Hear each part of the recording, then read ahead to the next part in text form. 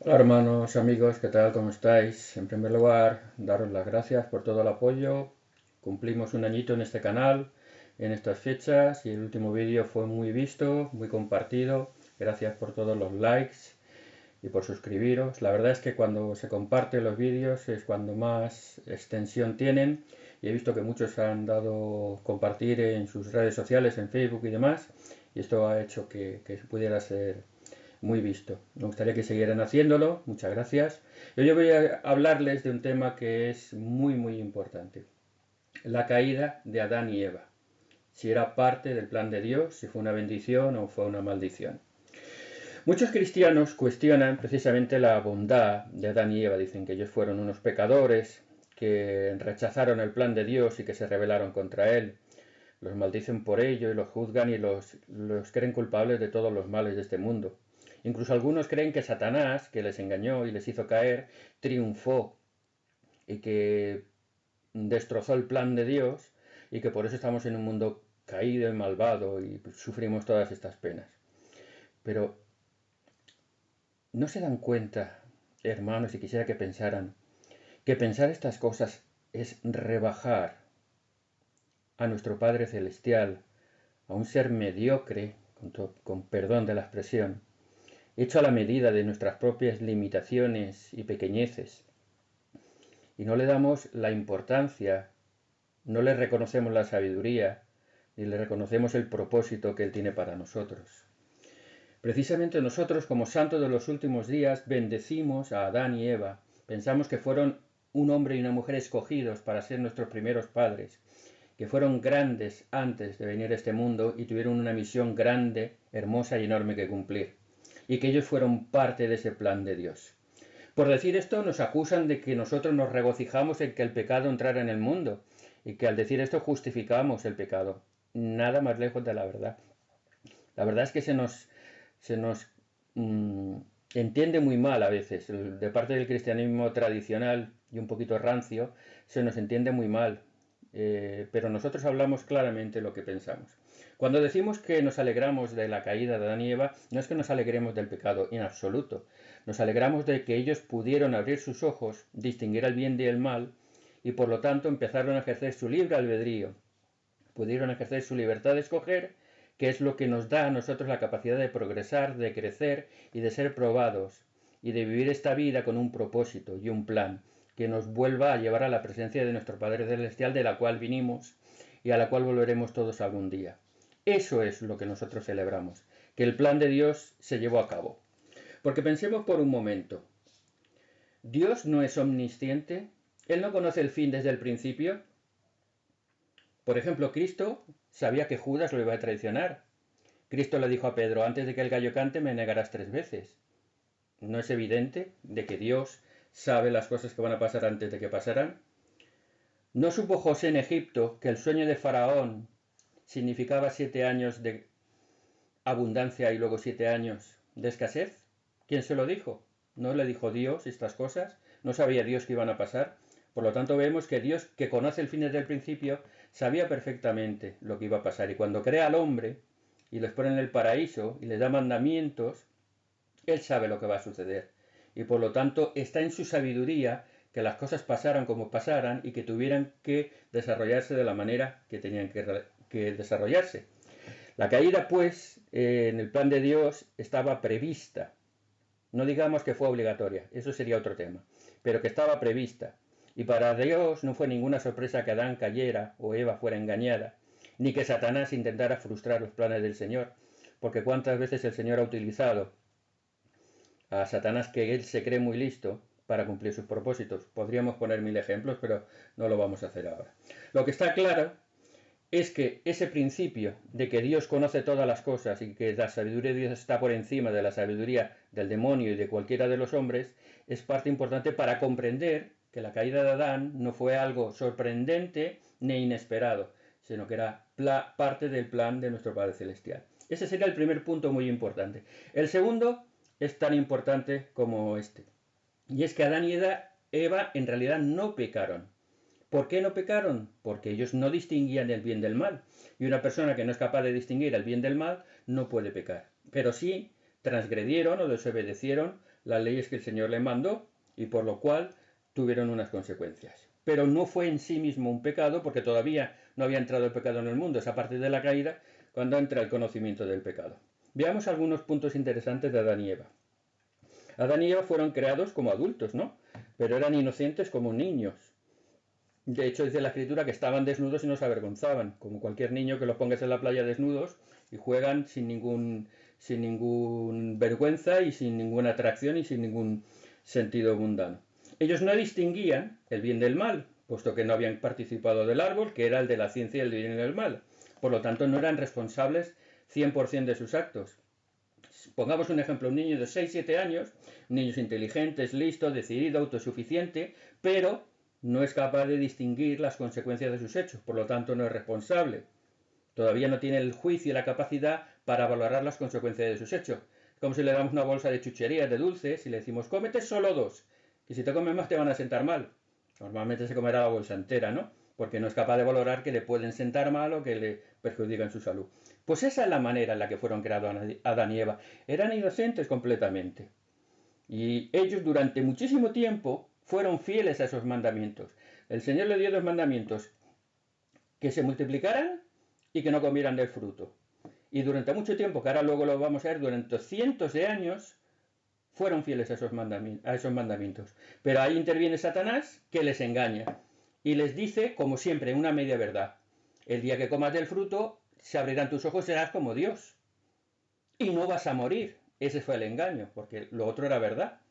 Y Eva, ponderando estas cosas, supongo que pensando, porque aunque era inocente, era una persona inteligente, y así podemos verlo, y así lo han sentido algunos profetas, con su inteligencia. Las mujeres para eso son mucho más sensibles y son mucho más intuitivas, por decirlo de alguna manera, pues percibió de que esto era así. Y comió del fruto y hizo comer a Adán. Y ambos pecaron. A partir de ese momento empezaron a distinguir el bien del mal. Muchos dicen que Eva era soberbia, era rebelde, que quería ser como Dios y que por eso comió del fruto. Volvamos a pensar cómo eran ellos. Eran inocentes, eran puros, habían estado muchísimos años guardando esos mandamientos. Incluso el de multiplicarse dirían, ¿y esto qué es? ¿Cómo se hace? Si no tenían atracción sexual porque estaban desnudos y no se avergonzaban. Y quizá, ponderando todas estas cosas, Eva, motivada por la tentación, comió del fruto y cayó. Pero no demostró rebeldía ni soberbia. A ver, un niño, ¿qué quiere ser? ¿Como su padre? ¿Como su madre? ¿O no? ¿Eso es soberbia? ¿Eso es rebeldía? Al contrario, eso es admiración. Cuando Satanás le dice, serás como Dios, distinguiendo el bien del mal, dice, pues es verdad, yo quiero ser como mi padre. Entonces tengamos cuidado de juzgar a Eva, que se le juzga muy mal por todo ello. Todo eso ha causado muchísimas controversias. Estamos juzgando a Adán y Eva en unas circunstancias diferentes, en un momento diferente, bajo unas premisas completamente diferentes y ajenas a nosotros. Y no nos damos cuenta de lo que significan, del simbolismo que tiene el relato del Génesis y de lo que significa.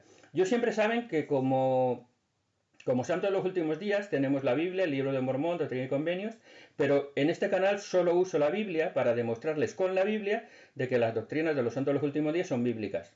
Pero me voy a tomar la licencia esta vez de leerles unos versículos del libro de Mormón que lo explican maravillosamente, que para eso está el libro de Mormón precisamente. Dicen, ¿para qué queremos el libro de Mormón si tenemos la Biblia? Para aclarar estos puntos que son confusos, que son interpretativos, a veces no confusos, pero muy interpretativos, porque Génesis es muy simbólico, como el Apocalipsis y otros libros, y precisamente el relato de 2 Nefi 2, 22 al 26 nos dice, pues he aquí, si Adán no hubiese transgredido no habría caído, sino que habría permanecido en el jardín de Edén, y todas las cosas que fueron creadas habrían permanecido en el mismo estado en que se hallaban después de ser creadas, y habrían permanecido para siempre sin tener fin. Y no hubieran tenido hijos, por consiguiente habrían permanecido en un estado de inocencia, sin sentir gozo porque no conocían la miseria, sin hacer lo bueno porque no conocían el pecado. Pero he aquí, todas las cosas han sido hechas según la sabiduría de aquel que todo lo sabe. Adán cayó para que los hombres existieran, y existen los hombres para que tengan gozo. Y el Mesías vendrá en la plenitud de los tiempos al fin de redimir a los hijos de los hombres de la caída, y porque son redimidos de la caída han llegado a ser libres para siempre, discerniendo el bien del mal, para actuar por sí mismos y no para que se actúe sobre ellos, a menos que sea por el castigo de la ley en el grande y último día, según los mandamientos que Dios ha dado. Ese es el resumen más hermoso, claro y diáfano de la caída de Adán. Ahora los cristianos lo discuten, nos dicen que esto es falso. Y ahora voy a intentar con la Biblia demostrar que todo esto que afirma el libro de Mormón es verdadero y exacto. Y si quieren, sigan conmigo el relato bíblico. Abran Génesis y voy a citar versículo por versículo que justifica todo esto. ¿Cuánto duró la creación? No sabemos, no sabemos. Habla de días, día, mañana y tarde, un día, mañana y tarde un día, 7 periodos de creación. 6 periodos y el día de reposo. No sabemos cuánto duró el día, pero el sol aparece en el cuarto día, por lo tanto es muy difícil y prácticamente improbable de que los días fueran de 24 horas cuando el sol no se crea hasta el cuarto día. Pero bien, tomando como premisa que los periodos de la creación son indeterminados, de hecho algunos yo pienso que duraron millones de años, y por eso está la evolución, la creación de la Tierra, que tiene 4.500 millones de años. Ese sería otro tema, que lo tengo pendiente de la creación. Pero vamos a tomar solamente la referencia bíblica. Segunda de Pedro 3:8 dice Pedro que para Dios un día son 1000 años y 1000 años es como un día. Vamos a tomar como referencia que cada periodo de creación como mínimo era de 1000 años. Y alguno puede decir, bueno, pero eso lo dice Pedro, no lo dice Génesis. Vamos a ver, porque si unimos lo que dice Pedro con el Génesis veremos que coincide perfectamente. Cuando Adán fue creado, le dijo, no comas de este fruto porque el día que de él comieres, de seguro morirás. Génesis 2:17. El día que de él comieres, morirás. Pero no dice que el día que comió del fruto de 24 horas murió, sino que según Génesis 5:5, Adán vivió 930 años. Es decir, que murió 930 años después de participar del fruto. ¿Qué coincide?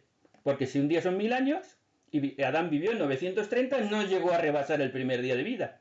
Por lo tanto, el día que comió del fruto, murió. Murió 930 años después, no llegó a los 1000 años. Con lo cual concuerda Pedro con el Génesis.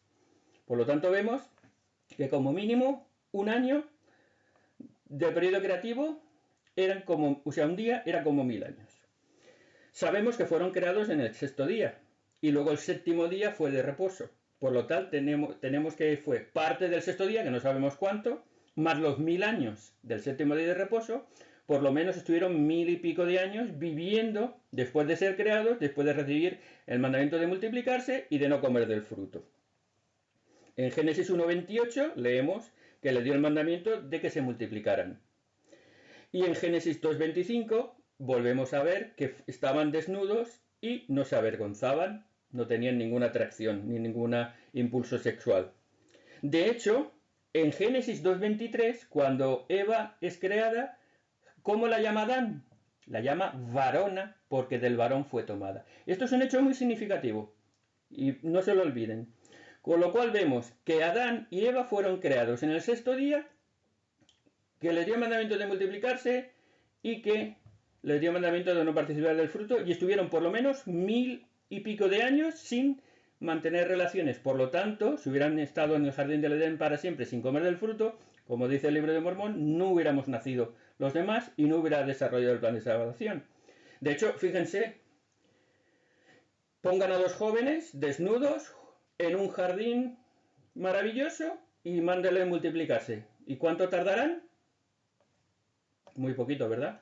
Sin embargo, ellos más de 1000 años, pero como eran inocentes o no tenían ese impulso, no tuvieron relaciones hasta después de participar del fruto. Y ahora vamos a verlo.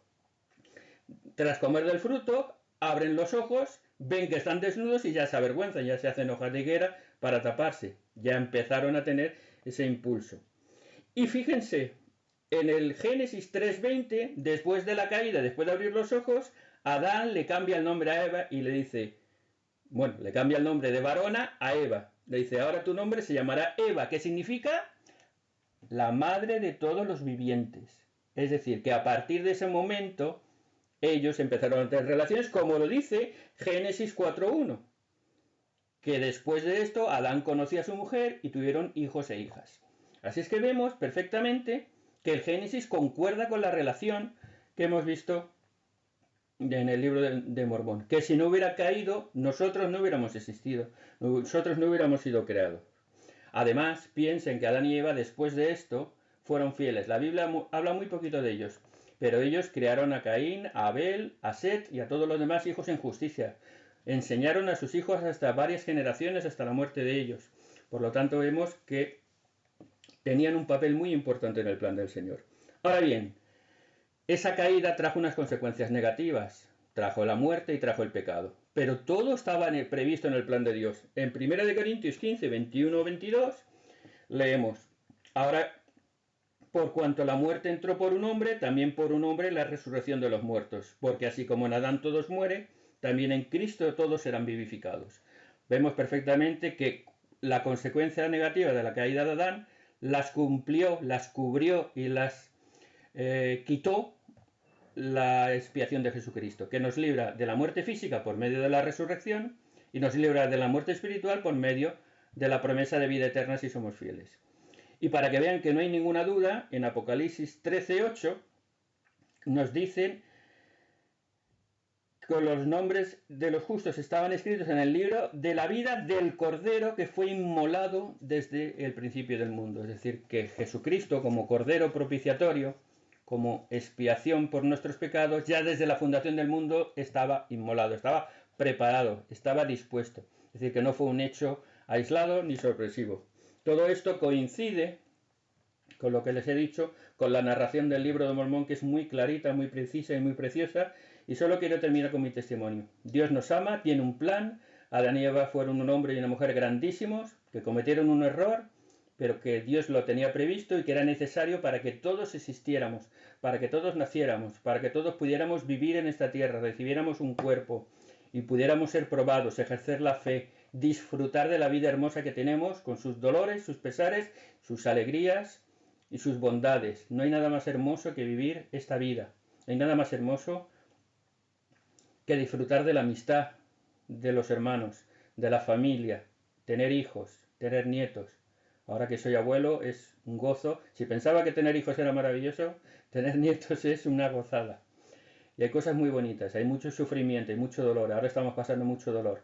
Pero eso también nos ayuda a acercarnos más a las cosas importantes, a valorar más lo que tenemos, a valorar más la eternidad y darnos cuenta que la vida es breve, pero hermosa, y es solamente un pequeño episodio de la vida de cada uno de nosotros, y que estamos construyendo nuestro futuro eterno para volver a la presencia del Señor. Y recuerden las palabras que cita el libro de Mormón: todas las cosas han sido hechas según la sabiduría de aquel que todo lo sabe. Testifico que esto es verdad, que el libro de Mormón es verdadero y que la Biblia son verdaderas. En el nombre de Jesucristo.